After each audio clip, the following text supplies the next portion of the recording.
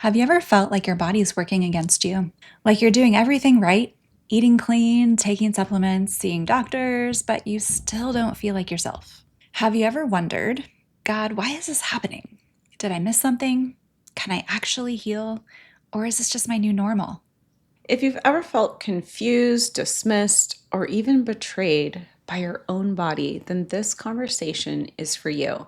Because what if your symptoms aren't random?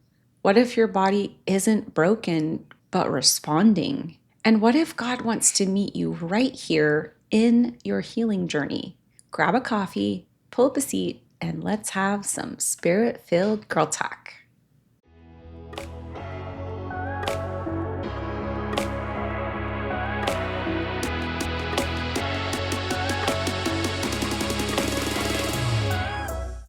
Do you long for deeper connection with God, kingdom purpose, and peace that isn't shaken by life's storms, and spirit-filled friendships to walk it out with? Welcome to Spirit Filled Girl Talk, the podcast for modern Christian women done with surface level faith, ready to live surrendered and cultivate life-giving sisterhood. We're your hosts, Satin And Sarah.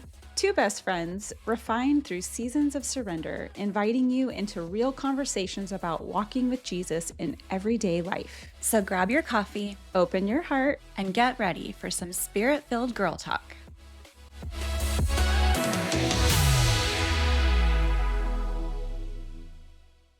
Welcome back to Spirit-Filled Girl Talk. And today, as part of our Your Body is His Temple series, we're just going to be sharing from our own journeys with our health. And we're going to be talking specifically about breast implant illness. This is Sarah talking, just because I know a lot of you have said that you can't tell who's talking because we both sound the same. That's so funny. So this is Sarah talking, and part of my journey is, becoming a holistic health practitioner, because I went through something with my own health and wasn't able to find answers or solutions from the conventional medical model or even functional medicine or naturopathic medicine. It all kind of failed me.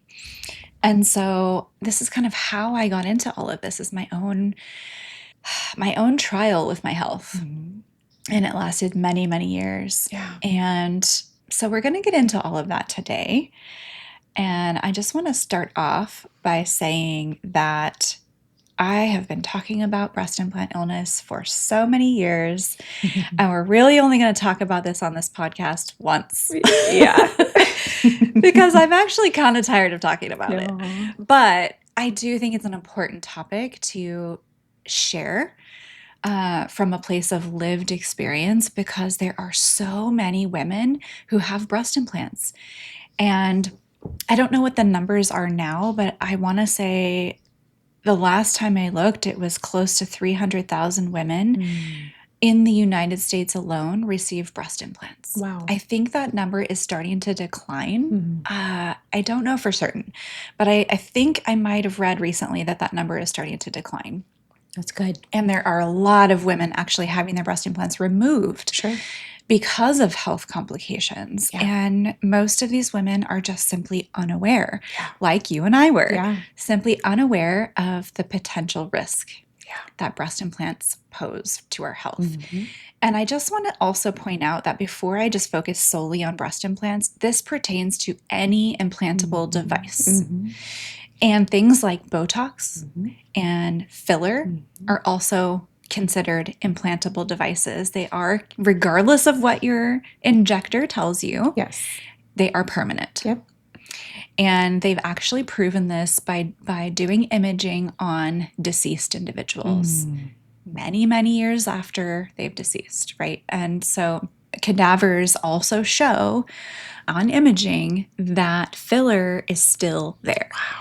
All right. And when people, I could go down a rabbit hole here. I don't want to go down the rabbit hole, but let me just really quickly say, because I know someone will say, oh, but I can just have it dissolved with hyaluronidase or whatnot.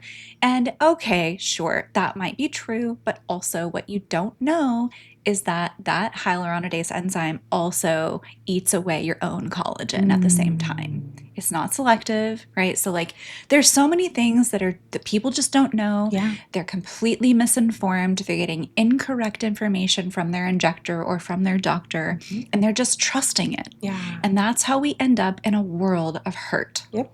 So it's important to do your own research, be very aware of the potential risks, and to make an informed decision. There's no judgment here. We've been in that position as well, making decisions like this. For sure. And what we're sharing today is coming from a place of, just like I said, lived experience and wanting to share information and that experience with you so that you have something to go off of in order to make informed decisions. Sure. And we're going to tie this into kind of your body is this temple theme of our podcast. We're going to talk about this from a spiritual lens as well. All right. So just to kind of start, I want to share with you a little bit about my experience with breast implants. And so, gosh, we've talked a lot about, where some of our beliefs come from. And even in the Known and Loved series that we did not that long ago, we talked about the unreliable narrator. Yeah. Right. From that book. Yeah. And so my unreliable narrator was my grandma when I was very young. And that's kind of where this desire for breast implants or large breasts started, is this, something that she said to me as a young child that really stuck with me. And she didn't mean anything harmful by it. Sure.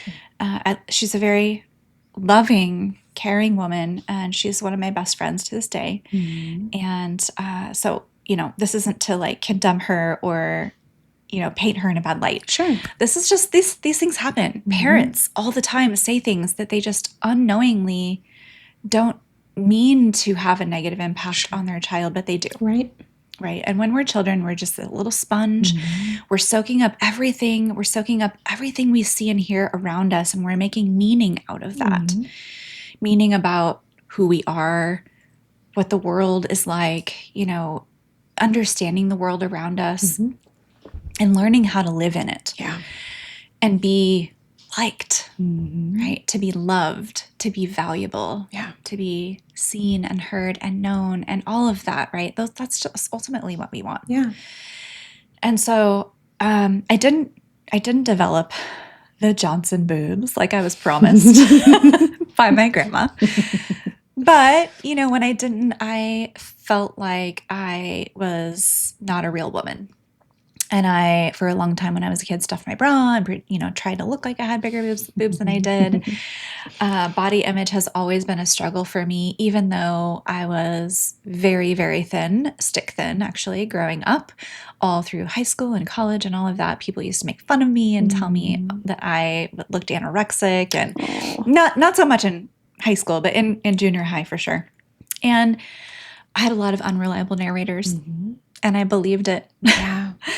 And I got really into fitness in my late 20s and my early 30s. And that obsession, it became an obsession. That obsession led to me getting breast implants.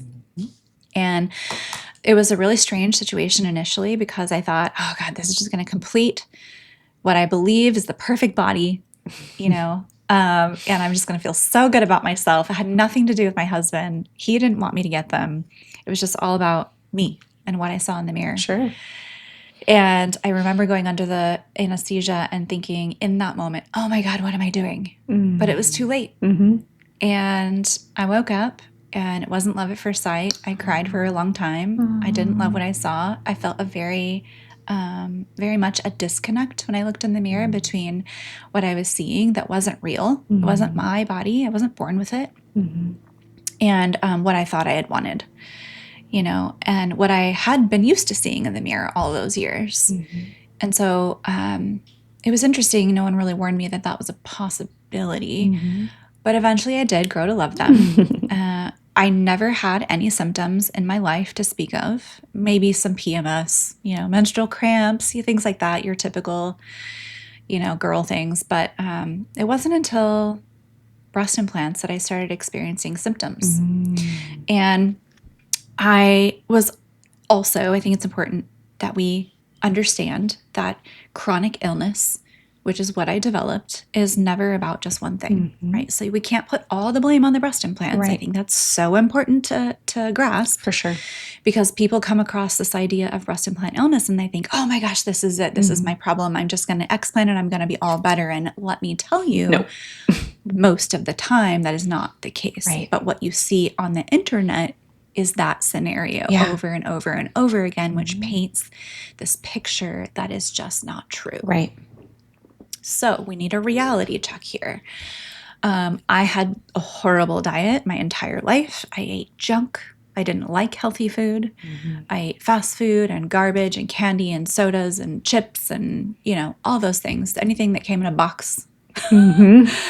I kind of grew up eating that way. Sure. And so it just followed me into my adult life. Hamburger helper.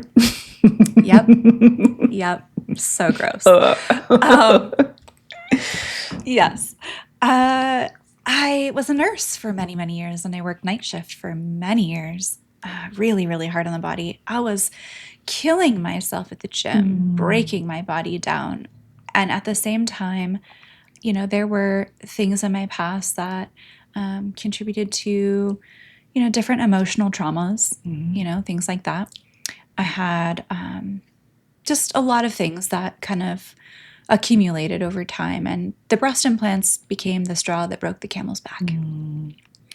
The things I mean, this is not an exhaustive list by any means that I experienced, but it started off with incredible anxiety and weight gain, despite, my best efforts. Really bad PMS and incredibly, excruciatingly painful periods. To the point where I started to have to manage my whole life around them, including my work schedule. Wow. And I would be in such agony. This is like sort of TMI, but you're all mostly, I would assume, women listening here. So in my world with women, nothing is TMI. Right. We talk about it all. So, I would come period time, be like, crapping my brains out on the toilet, like just awful diarrhea, horrible cramps to the point where I would just cry and cry and cry and not be able to breathe. And it was just so awful. And that would be like the first day of my cycle. And sometimes my husband would just feel so helpless and look at me and think like, I think we should go to the ER. I don't know what they're going to do for me other than give me maybe oxycodone, So it started off that way. Hair loss, weight gain, social anxiety, heart palpitations, chest tightness, the mental awareness of every single breath that I took from the moment I woke up to the moment I went to bed, which you're not supposed to be aware of. It's an autonomic function. It was furthering, just kind of fueling my anxiety, being aware of every breath I took. Sure. All kinds of gut issues, food sensitivities, gas and bloating, and pain, digestive pain every day. Acne, horrible acne. Did you get the cystic ones? Cystic acne, perioral dermatitis that I had to go on antibiotics for multiple times. It just kept coming back.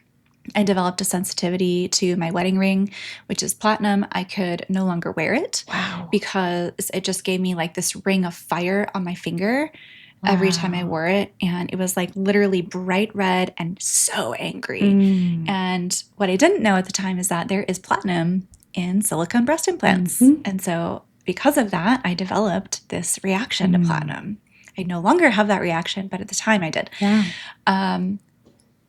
The anxiety, I think, was the most debilitating thing because it affected every aspect of my life. Sure. All of my relationships, my work, I could barely function. I just remember feeling, I was working in a busy teaching hospital at the time, lots of bright lights, lots of loud sounds, so many people around. It was just really overstimulating. And I just remember feeling like my skin crawling, being in that place. Like I just want to jump out on my skin and go hide under a rock and leave. Like I just don't want to be here. So I couldn't handle any stress, not difficult conversations, not external stimuli. That was stressful. Working out was stressful. brain fog like you wouldn't believe. I would read something over and over and over and over and could not tell you what I just read. Wow. I would forget names and words, common words, like that you say all the time, every day, all day long. Yeah, you know? yeah. So those were, I think, some of the most debilitating things for me, some of the most difficult things for me. And they didn't all happen at once. It just developed slowly over time. Mm-hmm. So, long story short, I went to lots and lots of different doctors who couldn't help me. I ended up becoming a holistic health practitioner to try to figure myself out. Mm-hmm. During my training, my mentor said to me, well, I asked him, because I had I had the intuition. I remember early on Googling symptoms developing after breast augmentation. Nothing really showed up. And so I just kept going. I just kept thinking, well, this isn't really a thing. Something else is going on. But there's this little seed in my mind and my heart that was like, my breast implants are a part of this. And I don't know how, but I have to figure this out. When I was in training, I asked him, do you think my breast implants could be a reason why I'm struggling so much with my health? And he said, well, I don't really know anything about breast implants, but, they're a foreign object. Mm-hmm. You weren't born with them. If you were my wife, I would say get them out as soon as possible because they probably are creating a lot of inflammation in the body. And that might be why you're not healing. Yep. And I just thought, oh man, I knew this would be the answer, but I wasn't ready. Yeah. I think emotionally, I was still, my body image, my worth was tied to large breasts. And I wasn't ready to give them up. Yeah. Because what would that mean for me if I got them out? What would I look like? Would I be able to love myself? Yeah. Would I be able to stand naked in front of my husband? Yeah. Yeah. Or would I be so self-conscious that I'd want to hide and keep my clothes on? Yeah. It's a real fear. I mean, the whole reason that we get them in the first place is because we're insecure. Most Absolutely. of the time. Yeah. Well, and that's not the only reason, but yeah, that's a big reason for a lot of people. And so it took me a good 6 years to get to the point of being ready to get rid of them and let them go. And it was after doing a lot of deeper work, digging deep into why I felt like I needed these in the first place. Where did that come from? And just working through things and getting to a place where I was okay, feeling okay with going back to a small chest and finding more of my identity in the things that really matter. Sure. And it wasn't like I, got to this place of security in my identity in Christ at that time. That I think came later. Sure. But I found, I am, my husband loves me just the way that I am. He married me just the way that I was, or born. And finding my identity in who I am as a person, the good qualities God gave me, and what I do, the gifts that He gave me, right, to help people and impact other people's lives and things like that, right? Sure. I think ultimately the driving factor for me in explanting was infertility. And so the hormonal issues were really significant for me. I developed stage 5. Is that a stage? I want stage 5 or 4, whatever the highest stage is of endometriosis, and wasn't able to conceive. And we had been trying for many, many years. And so I just thought to myself, if these implants are creating a lot of inflammation in me and impacting my fertility, what are they going to do to a growing child in my body? And I think that was the driving force that led me to finally make that choice to have them removed. I wanted every opportunity to have a child, and I wanted a healthy child. Yeah. All right. That's a whole nother story that we do talk about in one of the very first few episodes of our podcast, if you want to hear about our fertility journeys. I have not ever had a child. All right. And I'm fine with it. Me either. God has healed and delivered me from that hurt. Same. That wound. But the point being, it had to be bigger than me. Yeah. The why had to be bigger than me. And so that's, when I explanted, and this became my why for helping other people as well. It was my story. So naturally, it just kind of lended to the type of women that I work with, or that I did work with. Right. So that's a long the long and short version of it. I mean, there's so much more than Oh, that, yeah. but I want to keep it as short as possible. I know I just took up a lot of time talking about it, but I wanted to kind of paint a picture for you all of what this can look like. And for some people, it's not even totally debilitating. It's just, subtle things that start showing up, and it's easy to ignore subtle things until the wall starts falling down. Yeah. Yeah. Right. And so my encouragement would be, even if there are subtle things happening, pay attention. Absolutely. Your body is speaking to you in the language of symptoms, and it's time to wake up and do something about it. Yeah. Because you don't want to find yourself, and this isn't encouraging you to act out of fear, Right. but out of discernment and wisdom. Right? Yep. That if you don't listen to those subtle cues, they will eventually become louder and louder and louder. Yeah, for sure. Yeah. Yeah, the key is realizing that our symptoms aren't betrayal. It's not our body failing us, it's our body communicating with us.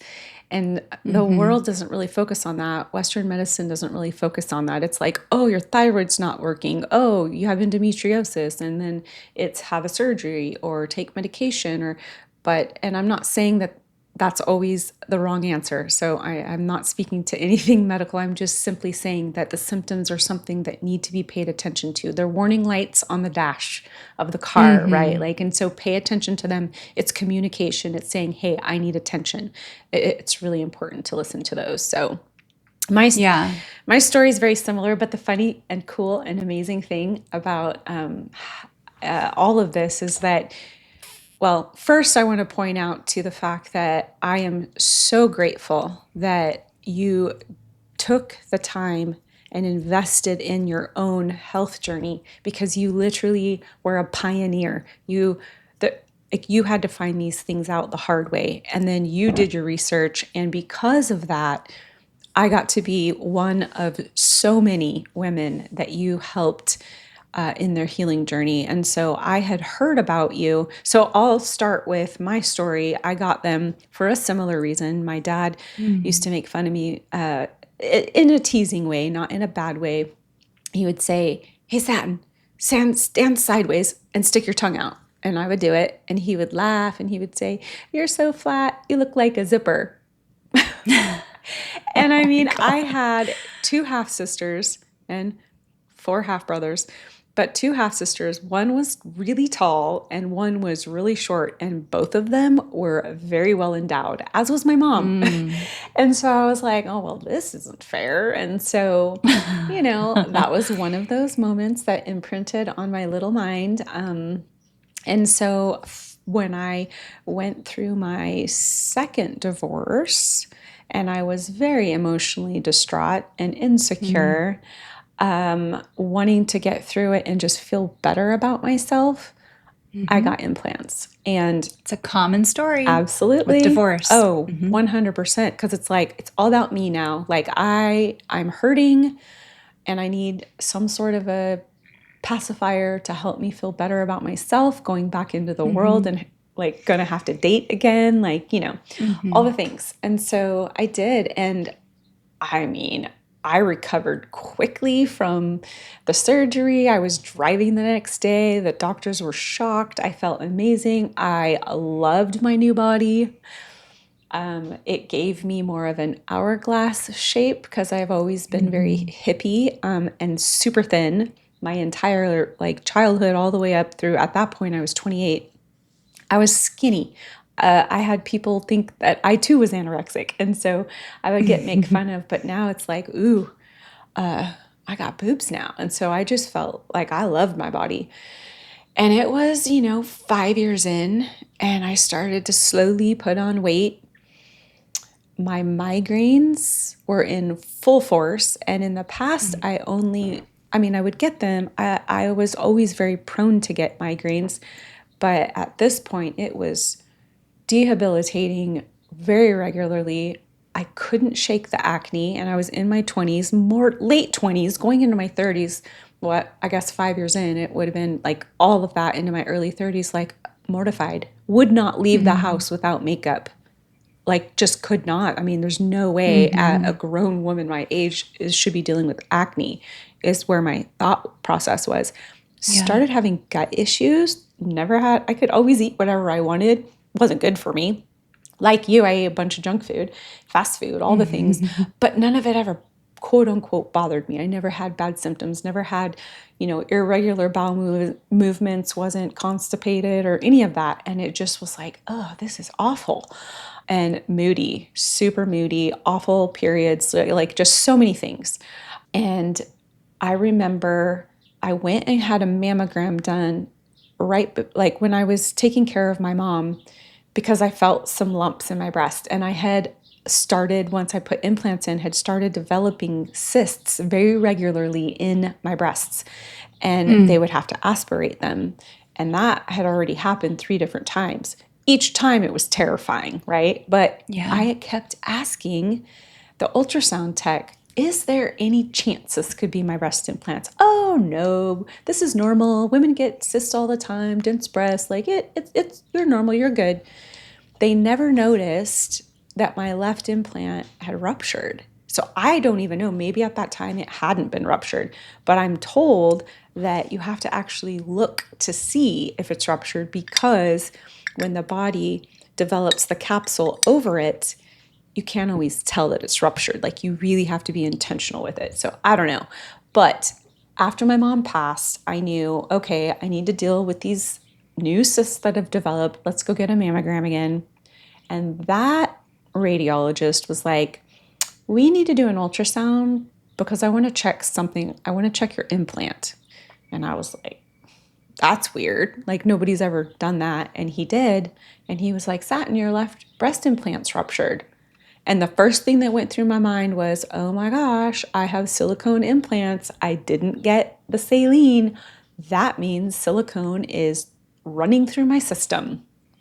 And I was like, I got to get these suckers out. And you know what he said to me was, oh no, you're fine. I mean, you can if you want to. I have plenty of patients that live with them like this. And my red flags, flashing warning lights were going on in my head. Okay, yeah. I'm like, okay, we're not supposed to ingest silicone. We're not supposed to have it in our bodies. Like, okay, this doesn't match up. So I remember talking to a friend and her saying, oh, I wonder if you have breast implant illness. And I was like, huh? What? What's that? And so then began my journey into realizing, oh my word, this is a thing. And it's not quite federally acknowledged at that point, but I had had my implants for 13 years and I had just gotten sicker and sicker. I had gained so much weight. I'm 5'4". I had always been in my low 100s with weight, like bouncing between 102. I was 117 when we got married. By the time I explanted, I was 185 pounds. Like, I was just so unhealthy. And I'm not saying that being big is the problem. It's that I couldn't lose weight or stay healthy because there was so much inflammation in my body. And so I began the journey of trying to find a surgeon that believed in the correct way to do an explant, which is not just to remove the implants. Like, you've got to do a complete, remind me of the terminology. En bloc. An en bloc, yeah, the en bloc, which removes all of the capsule that our bodies create around the foreign object. Because if you don't, that tissue carries the silicone and all the other chemicals, platinum, all the things that are in your bloodstream. So you got to get it all out. And sometimes those implants get like plastered and stuck to your ribs. I've heard horror stories about the pain of all that. I didn't have that. Mine were super easy. He got them out. But I remember sitting in his office before I made the decision to do it and asking him very intently, what size breast am I going to end up with? And he was like, Satin, I can't say that. What were you before? And I said, I was barely an A. I called them mosquito bites. Like, I didn't have to wear a bra. And he was like, well, I mean, you'll probably end up with a little bit more than that because your weight.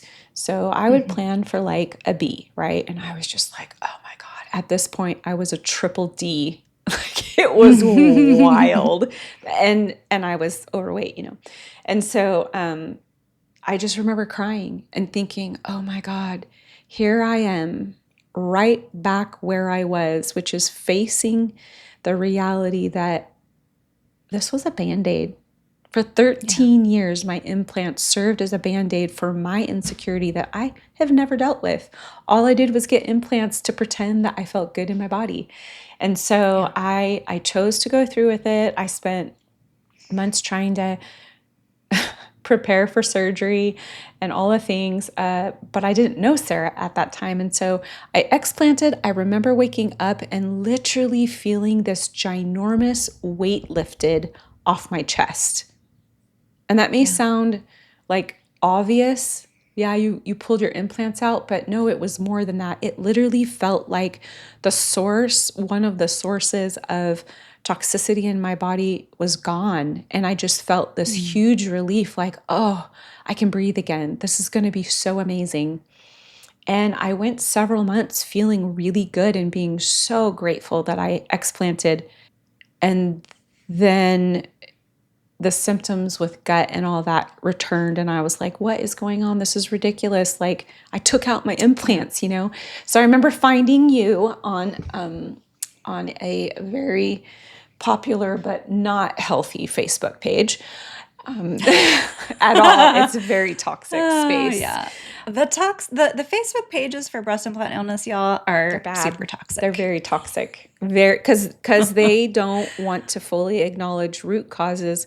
They just want the tidy bow wrapped around the story and want you to believe that explanting is the solution. And it's the first step, period. It's the first step.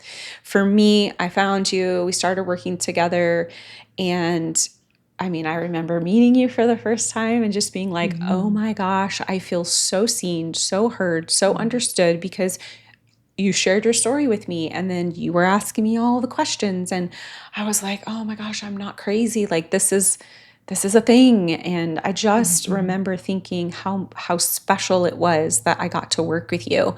And, you know, as we began to work together, I mean, practitioner to client, like, it's a pretty intimate relationship. We're talking about poop. It does not get. I like to talk about poop. I do. And I'm like over here going, why are you want to ask me about my poop? She's like, is it solid? Is it runny? Is it mushy? Is it brown? What's the color? You know? And I'm just like, why are we talking about this? So, like, super intimate conversations, right? But like the funny part is that there was just this, for me, this insane connection. I felt like I could share openly with her. And obviously you can with your practitioner. You should be able to, at least. Yeah. But there was something special. And I look back now going, oh God, you're funny. You're so funny. Like, you got me through this. You introduced me to Sarah. And then I remember telling her then, like, you know, and I think we've shared this here before, like, I don't know if you're comfortable with this. And I respect the fact if you're not, but especially because of the client practitioner relationship. But if you're open to being friends, I would love to be friends with you. And, you know, it took a while, but as far as BII goes, like, the journey was wild. And, I had already, after explanting, had lost 30 pounds, which was wild, just through explanting and doing a gluten-free diet. But there was so much more that you helped me discover about dental work, root canals I had, cavitations from wisdom teeth. I remember the first time you asked me, did you have your wisdom teeth out? And I said, yeah, when I was in my early 20s. And you said, I bet you have cavitations. And I'm thinking cavity. And I'm like, but I don't have wisdom teeth. Like, what's a cavitation? And you're like, it's where there's a hole left from the roots. The skin on the outside grows over on your gum, but it leaves a hole. And that's where bacteria goes straight into your bloodstream and into your gut. And I was like, oh my word, I've never heard of a cavitation. Okay, so I ended up with 4 of those boogers. And, you know, through dealing with those, pulling my root canal, doing ozone shots and all the things, like, oh my gosh, it was just night and day. My husband was like, I got my wife back. This is amazing, you know? And so I'll back up to before I explanted, dealing with the body image issue. There's a specific book by one of my favorite authors, Jess Connolly, titled Breaking Free from Body Shame. Sarah like knows this. Like, I have done emotional support groups for this like multiple times. I personally have read it multiple times. She reminded me that I probably need to read it again now because I'm like super menopause yes, or perimenopause. Perimenopause. I'm like, okay, I need to learn to love my body again. I need to talk good about my body and not criticize it and all the things. But it's been a journey. Like, it really has been a journey. It's not an easy one. You know, it's funny how the devil does this. He creates easy fit. No, he doesn't create anything. He presents easy fixes like, hey, just get breast implants. You'll feel better about your body. Yeah. And they come with so many consequences. So it's like the shiny, bright, sparkly package of a new body in the form of breast implants wreaked havoc on my body for years, then wreaked havoc on my wallet because of all that I had to invest to heal, right? And so it's not, there's never a quick fix. It doesn't matter what it is. It doesn't matter how sparkly or shiny. Like, the real thing that we have got to focus on is the root cause. Why am I wanting these so bad? Why do I feel I need this filler? Why do I feel I need these implants? Because we need to be able to love the body that God created for us. It was designed with utmost love. And sure, they're going to be flawed. We live in a fallen world. Like, nothing is going to be perfect this side of heaven. And so learning to love the body that God gave us and remembering that it's a tool for the kingdom.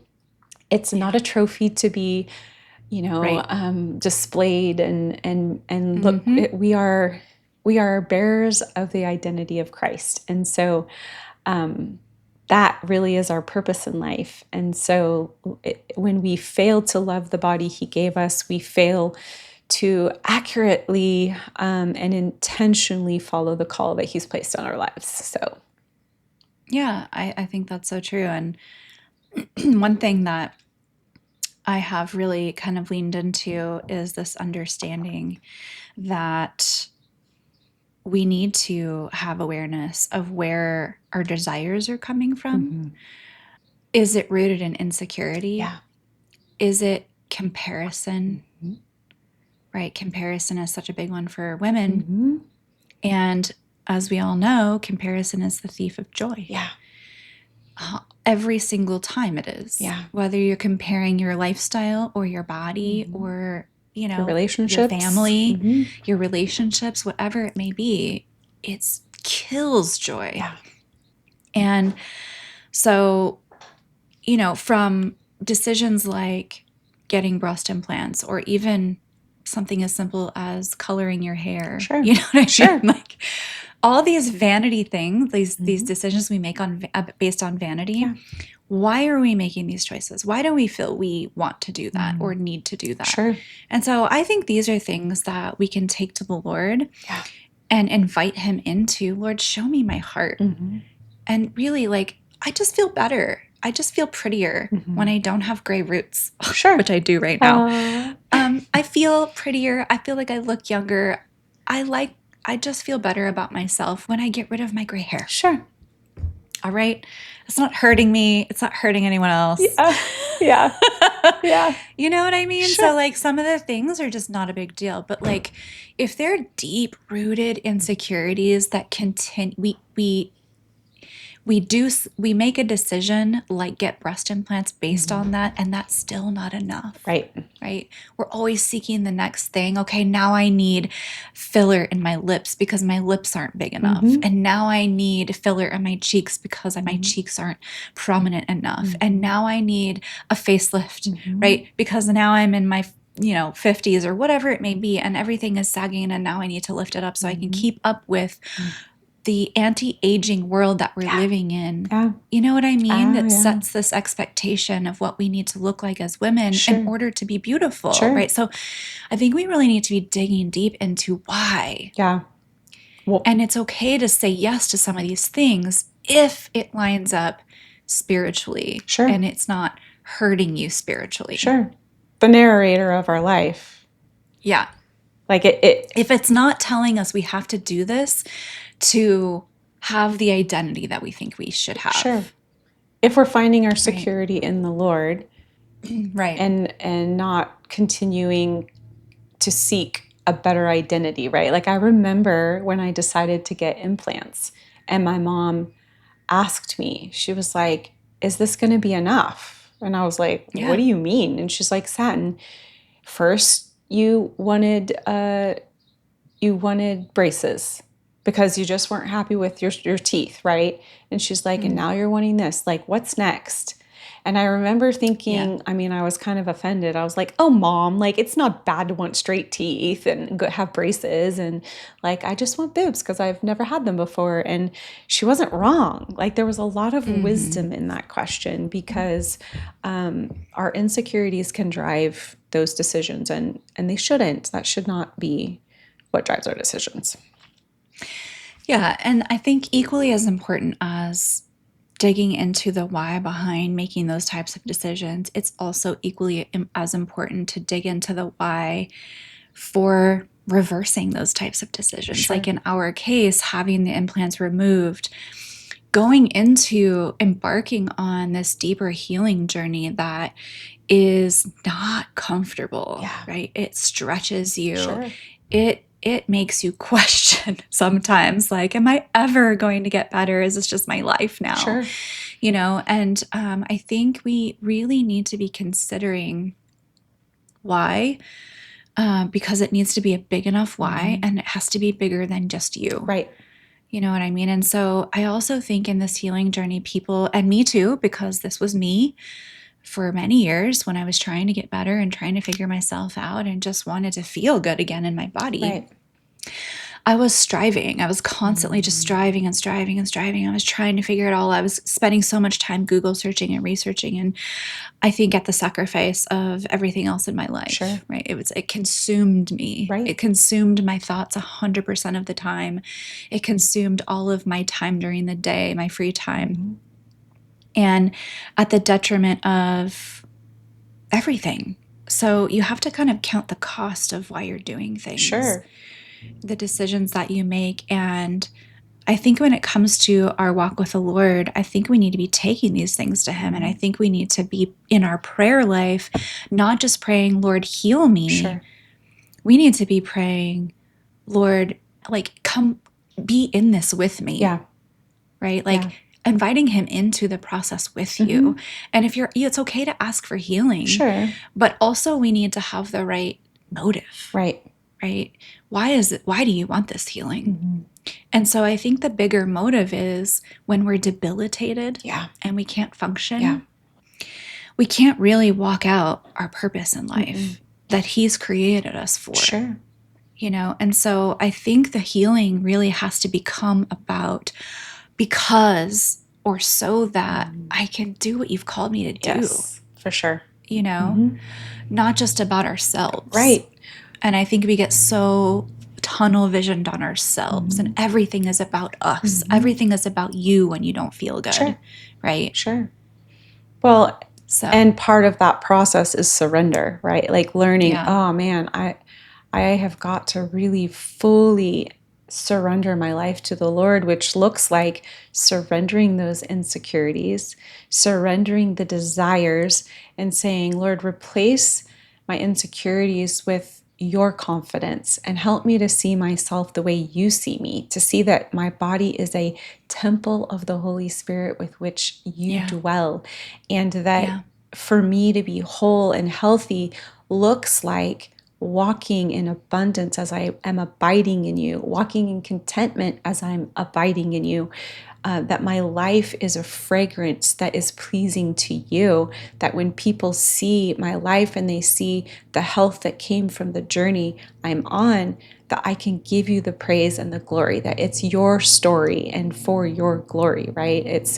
And I think, I know, in my own journey, there was, so many boxes to check, things to do, all of that, supplements to take and regimens to do to heal. And sometimes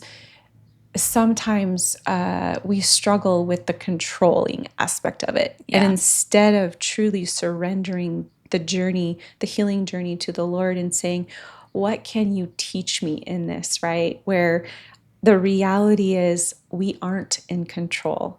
And our bodies are limited earthside. We will never fully be completely whole. There will always be a thorn in our side of some sort that we have to surrender to the Lord. And so trusting the Lord in the journey, I remember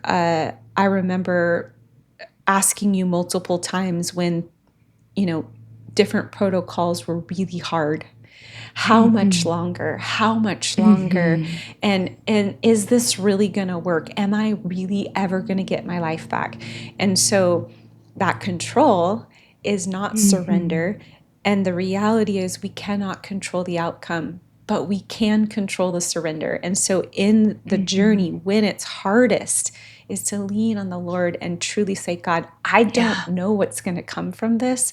And I may not ever feel 100%, but I still want to honor you with my body. I still want to honor you with my life. Can you use this? How can you use this? And what can you teach me in this? And it's hard. It is not easy, but like part of the surrendering process is trusting that He will do what is best for us, and He will give us the strength we need to do the hard things. And then sometimes He just gives us the acceptance of an imperfect body living in a fallen world, right? But clinging to Him, So Yeah, all of that is so wise and so true. And I think it's so much easier to see that in hindsight than it is to see it in the moment, in the thick of it, in the wilderness, when you're weary and you're tired and you're just suffering. Yeah. Right. And, this healing journey, regardless of what the root causes are, because it's plural, it's never just one thing. It's usually a long journey. And so I think, people have asked me, do you have regrets getting your breast implants, knowing what you know now, and what you've been through? And I always say no. Yeah. Because having gone through all of that, even though it was so hard and I suffered for so long, it really led me to where I am today. Absolutely. And had I not gone through that, I would not be where I am today. Absolutely. I wouldn't be where I am today with my health. I wouldn't be where I am today in my relationships and how my communication has evolved and developed over time. I wouldn't be as confident as I am today. I wouldn't be as secure in my identity as I am today. I wouldn't have met the people that I've met, like you. Right? You wouldn't be in my life. Right. This wouldn't be a thing. Right. And we wouldn't be doing this podcast. No. Right? Like God takes everything and uses it for our good and His glory. And sometimes our good is that long suffering and developing and building resilience and what's the word? Endurance. Endurance. Thank you. Endurance. Because He's preparing us for more. He's preparing us for something here, earthside, and He's preparing us for eternity with Him. And so even when we can't see the why behind why He's allowing something, we can trust that the one who created us, the one who made a way to save us from ourselves, from our sin, the one who is always with us and never leaves us, he has a reason. And He doesn't always reveal that. No. And that's His choice. That is not our decision to make, right?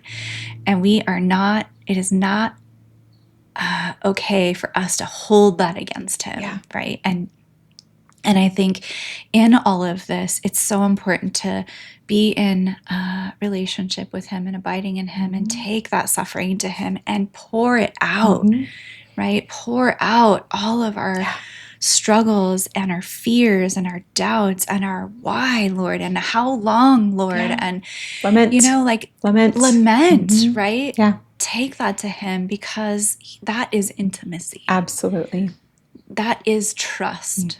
Right? Trusting that we can be vulnerable and say the things that are on our hearts and in our minds without fear of rejection or condemnation. Well, I think of course, I'm on the other side of this, but I want to encourage anyone who might be in it, that the beautiful thing about feeling broken in our bodies is that it puts us in a place of vulnerability, and we have a choice. Are we going to use that vulnerability to be bitter and angry and resentful and walk in shame and walk in regret? Or in surrender to Holy Spirit, are we going to allow him to break us in the places that need to be broken because we're hard-hearted or we're prideful?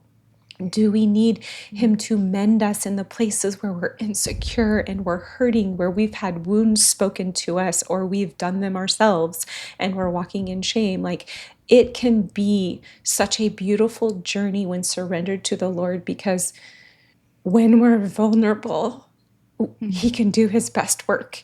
It's when we're not vulnerable, when we're not willing to tell him, God, I don't think I can do this anymore. When we're not willing to be that vulnerable with him, he can't work as well in our lives, because we don't let him, because we're filled with pride and we think we have all of the answers. But it's in our brokenness, our realization that our bodies need healing, and that there are tools available, to utilize for them, but that ultimately they're still always going to be broken, and he can still use them, right?